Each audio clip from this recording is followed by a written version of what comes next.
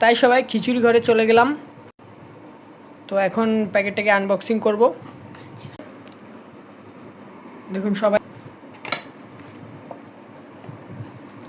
দারুণ।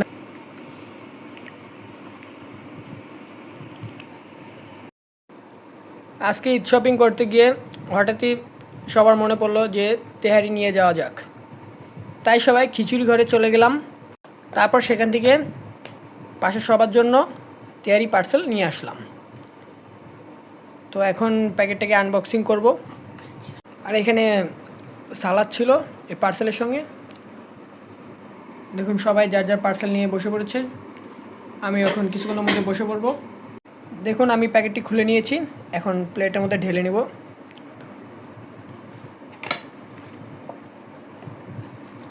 দারুণ একটা শেপ তৈরি হয়েছে।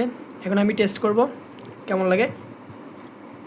এরকম বাইরে তেহারি নিশ্চয়ই খুব ভালোই লাগবে খেতে।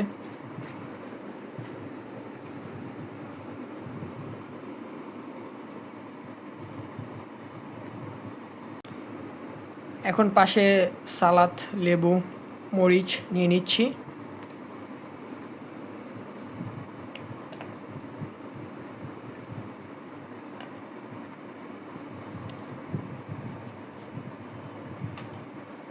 আমি আবার মরিচ বেশি খেতে পছন্দ করি, এজন্য এখানে 2টা মরিচ নিয়ে নিলাম। তো এবার টেস্ট করার পালা। দেখি টেস্ট করে কেমন লাগে। এখন আমি খাওয়া স্টার্ট করছি। প্রথমে পাশ থেকে একটু ভেঙে খেয়ে দেখি কেমন লাগে। আশা করি ভালোই লাগবে।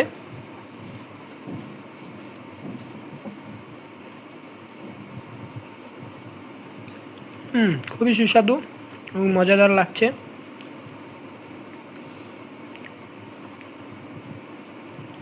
মাংসটা খুব সফট ছিল, হাত দিয়ে চাপ দিতে এরকম ভেঙে যাচ্ছিল। এবার মাংস দিয়ে একটু খাওয়ার পালা, দেখি কেমন লাগে খেতে।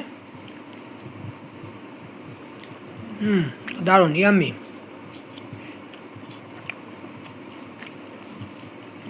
প্রত্যেক বাইটে আমার আবার মরিচ না হলে চলে না।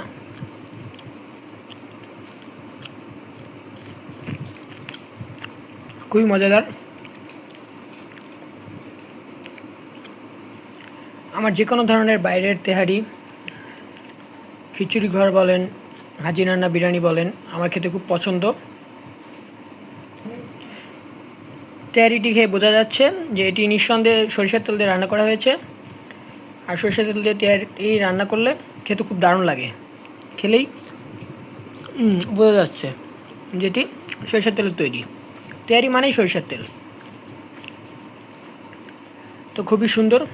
আজকে যে আমরা নিয়ে আসলাম তেহারিটি খেতে খুবই ভালো। তো আজকের এই ব্লগটি এ পর্যন্তই। দেখা হচ্ছে পরবর্তীতে নতুন কোনো একটি ভিডিও নিয়ে। ততক্ষণ সবাই সুস্থ থাকবেন, ভালো থাকবেন। আল্লাহ হাফেজ।